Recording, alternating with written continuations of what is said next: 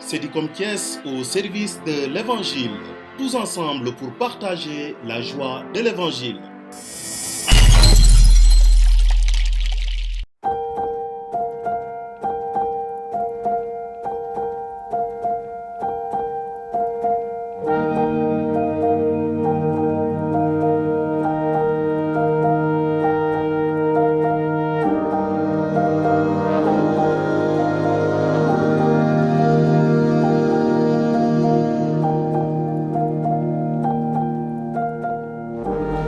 Bonjour monsieur le directeur. Bonjour monsieur l'abbé. Voilà, je rappelle que vous êtes le directeur de l'ODEC de Thiès. Alors, pouvez-vous nous parler de cette structure, de son histoire? Je voudrais vous dire merci d'avoir bien voulu m'inviter ici à votre studio de Cédicom, le service diocésain de communication, pour parler d'une structure qui occupe une place prépondérante dans la pastorale d'ensemble du diocèse. Et donc, vous imaginez la joie que j'ai de vivre ces instants avec vous d'information, de communication tout court. Alors, l'ODEC de Thiès, Office diocésain de l'enseignement catholique, autrement appelé aussi Direction diocésaine de l'enseignement catholique, existe depuis 50 ans. Je dirais 52 ans parce que nous devions célébrer le jubilé en 2019. Mais il faut dire que l'enseignement catholique est présent à Thiès depuis la fin, n'est-ce pas, du 19e siècle. Donc la structure a été créée au lendemain donc, de la création du diocèse, donc en 1969. Et ce que nous pouvons lire à travers cette création, dès le lendemain de la création du diocèse, c'est la préoccupation, en tout cas pour l'ordinaire du lieu, le diocèse, l'évêque, vraiment de promouvoir l'éducation sans laquelle il n'y a pas de développement. Alors, la direction existe depuis 1969, disais-je, et beaucoup de directeurs se sont succédés, essayant de promouvoir cette structure. Le premier directeur, c'était le frère Gustave Monneron, donc de 1969 à 1980. Donc il faisait partie de la congrégation des frères de Saint-Gabriel. Le deuxième directeur, de 1980 à l'an 2000, il s'agissait de M. Jacques Ndiol, qui sera succédé par l'abbé Ambroise Tin de 2000 à 2003. Après l'abbé Ambroise, M. Pascal Mbaye de 2003 à 2015. Et depuis 2015 à nos jours, c'est moi-même qui rend service à la tête de cette importante structure. L'Office diocésain de l'enseignement catholique compte beaucoup d'adeptes. Si je dis adeptes, ce sont d'abord les élèves qui fréquentent nos différents établissements. Ils sont estimés aujourd'hui à plus de 18 000 enfants, jeunes qui fréquentent, n'est-ce pas, nos établissements. Répartis en 438 classes et en 69 établissements. Nous avons un personnel très compétent qui travaille au quotidien donc, dans ces établissements et ils sont au nombre de 593. 593, c'est ceux qui ont signé un contrat donc, en bonne et due forme. CDD, CDI, il y a beaucoup de prestataires de services, donc des gens qui viennent pour des travaux ponctuels, et qui participent, n'est-ce pas, à la croissance de l'œuvre. Alors, monsieur l'abbé, vous le disiez tantôt, vous célébrez cette année, donc l'année jubilaire, 50 ans d'existence. Alors, vous allez clôturer cette année jubilaire. Alors, en quoi cette année jubilaire est-elle importante pour vous? Alors, quand on parle d'année jubilaire, vraiment l'expression est biblique. Quand on parle de jubilé dans la Bible, il s'agit de s'arrêter. Voilà, s'arrêter pour considérer avec beaucoup de respect, de reconnaissance, mais aussi d'action de grâce, le passé. C'est-à-dire ce qu'on a vécu jusque-là. Et donc, le premier motif de ce jubilé, c'est l'action de grâce. Voilà, dire merci au Seigneur qui a créé l'œuvre, ou qui nous a permis de créer l'œuvre, et qui l'a accompagné. Et nous sommes sûrs qu'il continuera, voilà, à l'accompagner de plus belle. Donc, il s'agit donc de s'arrêter pour rendre grâce, de s'arrêter pour exprimer notre reconnaissance à tous ceux et celles-là, grâce à qui l'œuvre a connu une croissance.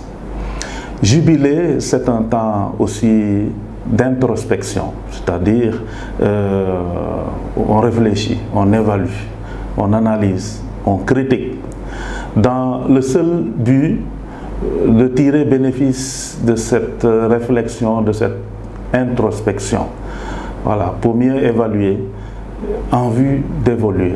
Évoluer, c'est-à-dire voilà, se préparer, se projeter en avant pour mieux faire, ou pour tout simplement pour en faire davantage.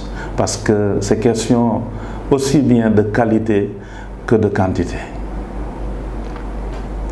Voilà, donc, monsieur le directeur, nous le savons, l'enseignement catholique est fortement représenté donc, dans ce diocèse-là, donc, qui est réparti un peu sur 3 régions. Alors, quel est l'apport de l'enseignement catholique, voilà, dans le système éducatif sénégalais en général, mais surtout plus particulièrement dans le système éducatif ici au niveau du diocèse de Thiès? Alors, la carte de l'enseignement catholique du diocèse de Thiès est à cheval sur 3 régions, principalement la région de Thiès, puis de Diourbel et la région de Fatick. Quel apport? L'apport, c'est d'abord la réponse positive aux demandes, différentes demandes des populations. Les populations ciblées sont surtout les populations de l'intérieur. Voilà, les couches défavorisées, comme on aime le dire. Et donc, la participation de l'enseignement catholique du diocèse de Thiès peut être appréciée en termes d'élargissement de l'accès à l'éducation pour tous, par l'implantation d'écoles dans les milieux défavorisés, difficiles. Il y en a même qui parleraient d'hostile à l'éducation. Alors nous avons pris cette option pour être en phase avec la doctrine sociale de l'Église qui promeut l'équité, l'égalité des chances et qui a une option préférentielle pour les pauvres, c'est-à-dire ceux-là qui en ont le plus besoin pour leur développement personnel intégral. Alors, la participation de l'ODEC aussi peut être appréciée en termes d'éveil des consciences. Il ne s'agit pas d'enseigner, il s'agit d'éduquer, c'est-à-dire d'inculquer des valeurs civiques, des valeurs socio-culturelles, des valeurs spirituelles, des valeurs morales. Et vraiment, de ce point de vue, l'école catholique a beaucoup apporté. Si l'on considère que auparavant, il y avait beaucoup de foyers d'accueil, c'est-à-dire les enfants qui habitaient loin donc, de l'implantation des écoles avaient la chance de loger à côté, d'être pris en charge gratuitement, n'est-ce pas, pour une scolarisation normale. Je disais qu'il s'agissait d'enseigner, mais aussi d'éduquer. Et aujourd'hui, beaucoup de cadres au niveau du Sénégal, voilà, toutes religions confondues, témoignent en tout cas de cette dimension extraordinaire de la charité pastorale déployée par l'Église au bénéfice de toutes les populations sans discrimination aucune. La participation de l'enseignement catholique peut être appréciée en termes de qualité, au regard des résultats donc, du privé catholique qui donne entière satisfaction aux examens et concours. Donc si on parle de qualité de l'enseignement au Sénégal, l'enseignement catholique n'est pas du reste. Il participe bien donc, à donner une qualité à cette activité ô combien importante pour le développement donc, du Sénégal. Je peux parler aussi en termes de contribution de la formation, n'est-ce pas, des jeunes. Aujourd'hui, on parle de l'employabilité des jeunes. Le privé catholique, par la qualité de l'éducation et de la formation qu'il prodigue aux enfants, aux jeunes, forme, n'est-ce pas, une élite pour l'économie locale, pour l'industrie, mais aussi pour la gestion donc, de la fonction publique en général. Alors, Monsieur l'abbé, depuis quelques temps, nous faisons face à cette terrible pandémie donc, qui a fini de bouleverser notre quotidien avec des impacts tout à fait négatifs aussi. Alors, ça n'a pas épargné l'école. Alors, comment l'école privée catholique de Thiès l'a vécu? Nous l'avons vécu avec beaucoup de dignité, même si nous avons été pris de court comme les autres franges de la population du Sénégal et je dirais même mondiale. Nous avons été désagréablement surpris par la Covid, mais surtout par sa rapidité quant à son expansion. Mais nous avons su faire face grâce à la solidarité de chacun et de tous. Parce que sans tarder, cette pandémie a instauré une certaine crise. La crise dans les relations interpersonnelles. Comment faire confiance à l'autre si on a peur ou si on a en tête qu'il a la maladie ou qu'il peut l'avoir. Comment continuer à être son collègue, son vis-à-vis, son proche, alors que nous avons peur, extrêmement peur de la maladie. L'autre point, c'est vraiment l'économie. Nous avons été surpris dans la mesure où nous n'avions pas budgétisé la Covid. Et la Covid est venue freiner, en tout cas, notre entrée d'argent. Les partenaires qui nous soutenaient jusque-là, beaucoup nous ont dit « Ah, voilà, nous sommes impactés par la Covid et nous ne sommes pas en mesure vraiment de tenir nos promesses quant à l'aide qu'on vous apportait habituellement. » Il y en a parmi eux qui ont dit « Nous sommes en période de Covid, mais nous savons que vos besoins ont connu voilà, un niveau exponentiel. Nous allons tout faire pour continuer à vous aider. » La solidarité interne, nous avons appelé les uns et les autres à beaucoup plus de sacrifices pour que nous puissions voilà, vivre la traversée de désert en toute quiétude, voilà, sans pour autant vraiment faire preuve d'impatience ou tout simplement de résignance. Au-delà de cette difficulté par rapport au Covid, certainement d'autres difficultés également dont vous faites face. Bien sûr, une œuvre aussi importante ne peut pas se développer sans difficulté. Quand je dis difficulté, je dis aussi défi. Difficulté et défi, oui. J'ai parlé tantôt vraiment d'un grand progrès dans l'élargissement de l'accès. Aujourd'hui, dans les écoles que nous gérons ici en ville comme en campagne, nous avons parfois du mal donc, à satisfaire la demande de beaucoup de parents d'élèves qui voudraient bien envoyer leurs enfants dans nos écoles. Mais vous savez, l'exigence de la qualité ne nous permet pas de construire des abris provisoires ou en tout cas des structures dont l'hygiène ne serait pas donc au rendez-vous. Et c'est pourquoi dans ce que nous entreprenons, nous essayons autant que faire se peut d'insister autour de la qualité.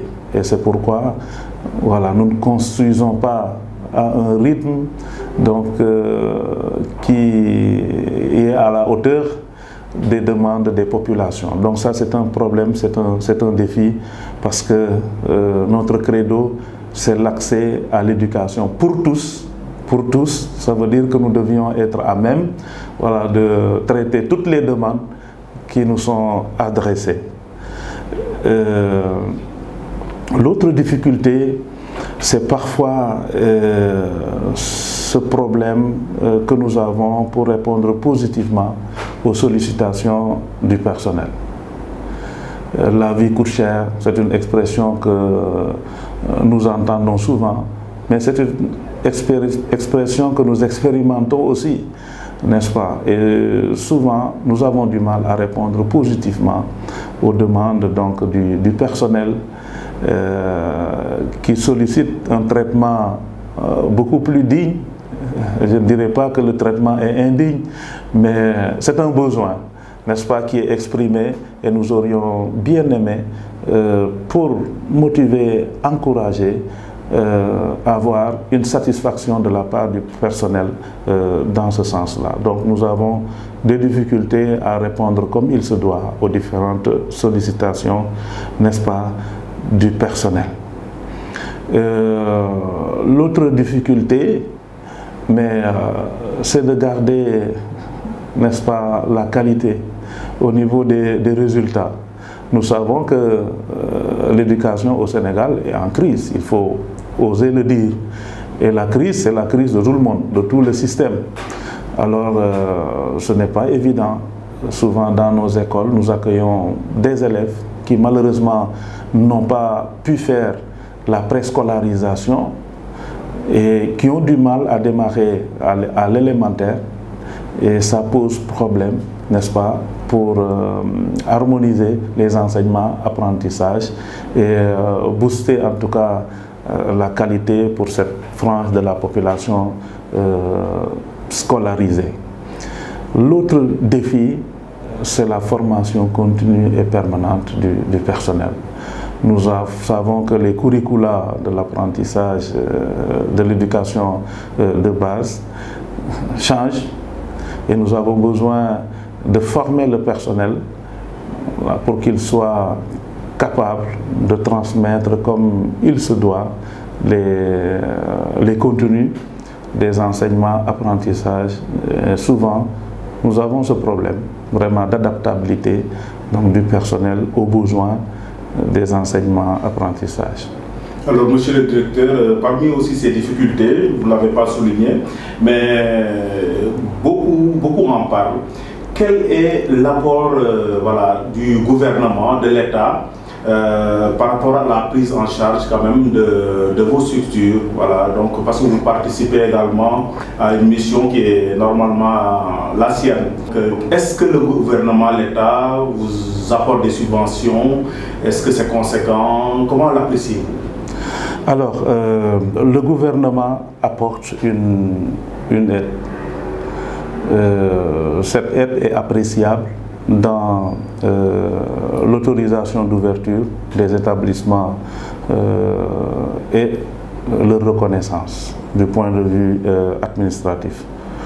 Nous recevons aussi des services des structures déconcentrées ou décentralisées du ministère de l'Éducation nationale, les IA, les inspections d'académie et les inspections de l'éducation et de la formation. Mais ce que nous attendons davantage de l'État, c'est qu'il injecte beaucoup de sous aussi dans le privé.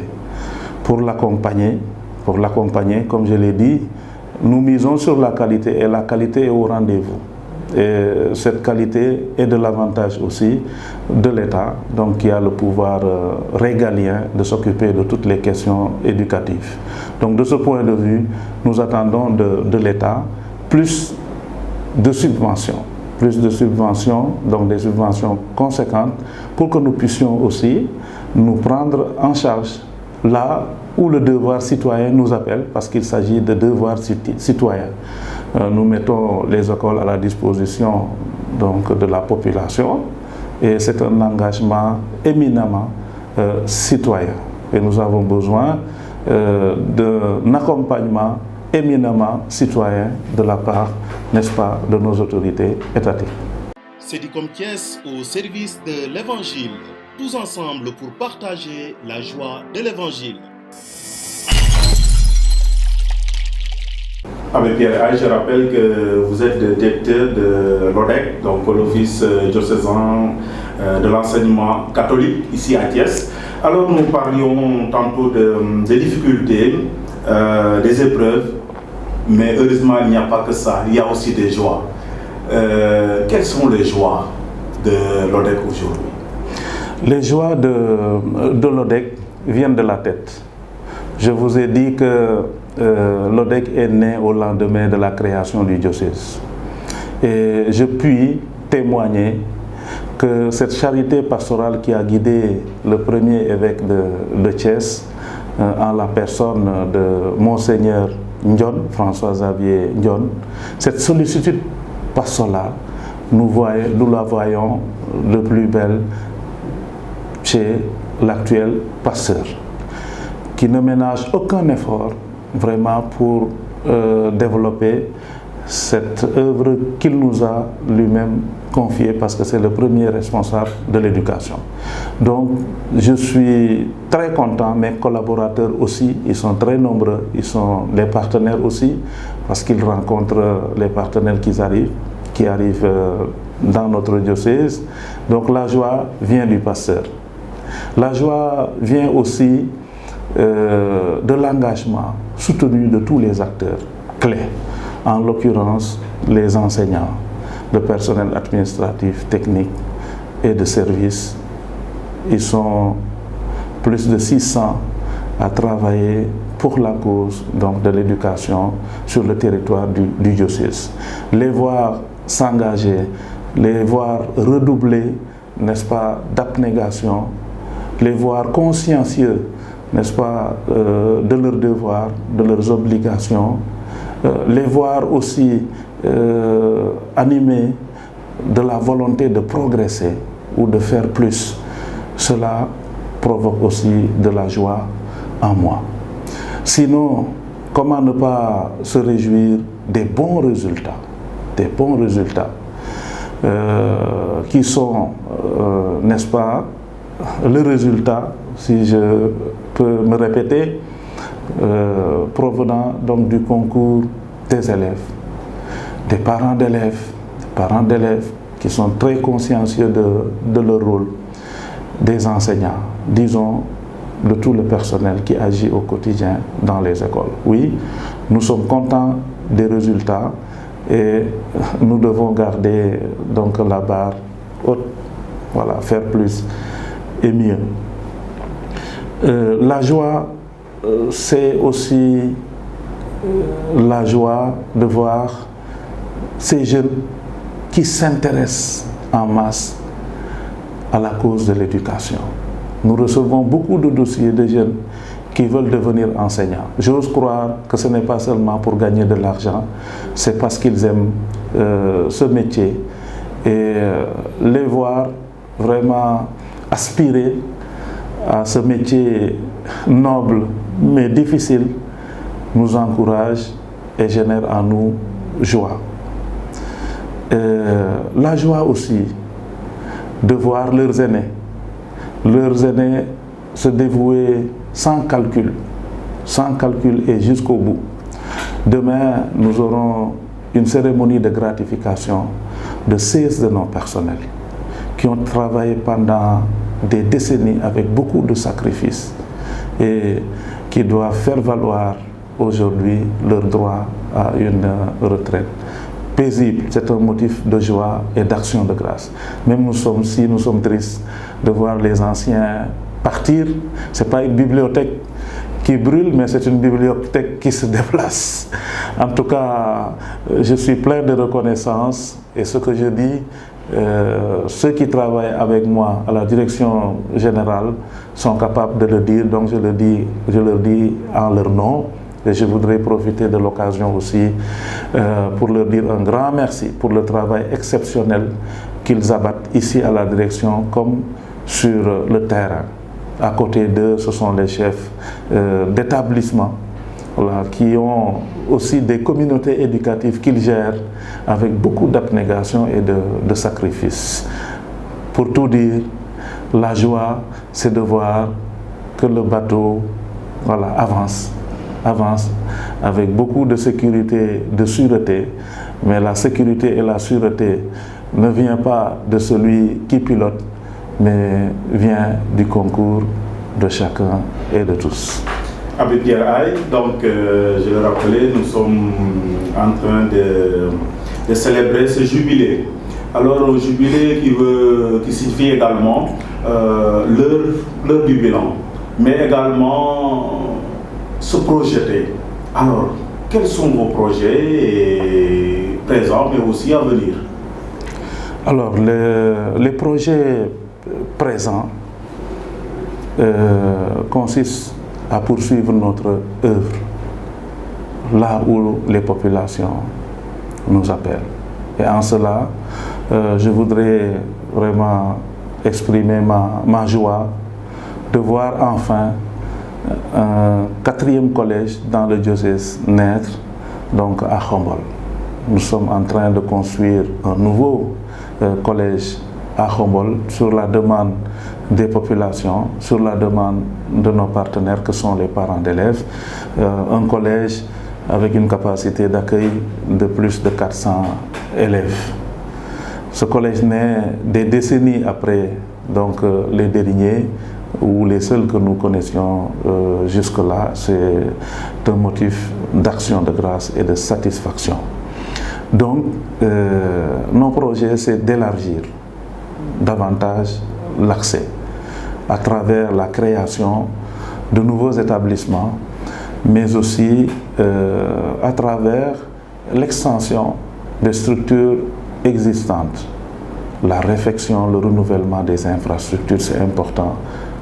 J'aime bien parler de qualité, mais ce n'est pas la théorie. Nous exigeons la qualité dans ce que nous faisons et là où nous sommes. D'autres projets, c'est de former davantage le personnel. Il n'y a pas de qualité sans d'agents qualifiés. Et de ce point de vue, nous travaillons et nous sommes en train de penser à un projet, un grand projet de formation continue permanente du personnel, du préscolaire jusqu'au secondaire, en passant par la formation professionnelle et le moyen. Donc, nous sommes en train de réfléchir autour de ce projet.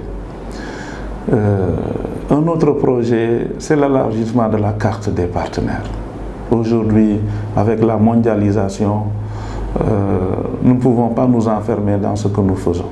Donc nous travaillons à avoir un bon carnet d'adresses, donc de partenaires au niveau local comme au niveau international. Cela est une exigence et nous travaillons aussi à cela. Il faut se satisfaire quand même de tous ces partenaires d'hier et d'aujourd'hui qui ont travaillé à nos côtés, donc à bâtir un système éducatif à l'échelle diocésaine fiable et productif. L'ODEC, c'est une famille. Voilà, une famille avec différents partenaires, différents acteurs. Alors, quel serait le message à eux adressé aujourd'hui? Le message, c'est de rester solidaire. Quelqu'un qui reste solidaire, quand on parle de l'éducation, ce n'est pas quelqu'un qui reste statique. C'est quelqu'un qui reste dynamique, parce que l'éducation est une œuvre dynamique. J'en appelle donc à la solidarité, intensifier la solidarité, qui consiste à faire ce que l'on doit faire et faire tout ce que l'on doit faire. Pas seul, mais avec les autres, parce que l'éducation n'est pas une œuvre solitaire, mais solidaire, comme j'aime bien le dire. Donc j'appelle tous les acteurs à plus de solidarité, parce que la solidarité a payé jusqu'ici. Et si nous faisons l'effort de la promouvoir davantage, donc notre œuvre commune en sera belle et solidifiée. Monsieur l'abbé, une dernière chose avant de nous quitter, par rapport à l'actualité. Voilà, ces derniers jours, nous voyons certains actes d'élèves quand même qui sont en porte-à-faux un peu du sens de l'éducation. Donc, en tant que directeur d'une structure éducative comme l'ODEC, quel est le message que vous lancez à ces élèves, mais aussi aux parents d'élèves, à la société? Alors, nous ne pouvons pas promouvoir une école des valeurs et se taire face à de tels comportements, attitudes, agissements, surtout de la part des bénéficiaires. Je crois que le comportement d'élèves devrait refléter une reconnaissance vis-à-vis des structures qui abritent les enseignements, apprentissages, quel que soit leur état, mais vis-à-vis aussi des personnes qui se dévouent pour leur cause, parce qu'ils sont les premiers bénéficiaires. Donc vous comprenez bien ma position. Ce sont des agissements que je voudrais condamner avec la dernière énergie, et j'en appelle à une conscience citoyenne. Voilà, on va à l'école, c'est parce que nous attendons de cette école qu'elle produise des citoyens, c'est-à-dire des démultiplicateurs des valeurs reçues. Je crois que celui qui s'adonne à des actes de violence, même envers les infrastructures, n'a pas de leçon à donner, ni de valeur à transmettre demain aux générations futures. Alors j'en appelle à une conscience citoyenne, à une conscience tout simplement sociale, parce qu'on n'a pas le droit de s'attaquer au bien commun. Alors, l'abbé Pierraille, je rappelle que vous êtes le directeur de l'office diocésain de l'enseignement privé catholique. Et cette année, vous allez clôturer, voilà, vous célébriez d'ailleurs l'année jubilaire que vous allez clôturer demain. Alors, Cédicom Thiès vous remercie et souhaite à l'ODEC bon vent. Merci, c'est moi qui vous remercie. Je vous souhaite aussi bon vent et vous remercie pour l'excellent travail que vous menez à l'échelle diocésaine et au-delà pour informer les populations et bien informer. En tout cas, merci beaucoup pour la qualité de votre travail. Je prie le Seigneur qu'il vous bénisse et qu'il bénisse toutes les personnes, n'est-ce pas, qui vont recevoir en tout cas ce partage sur l'éducation dans le diocèse de Thiès. Je vous remercie encore. Merci beaucoup. Merci.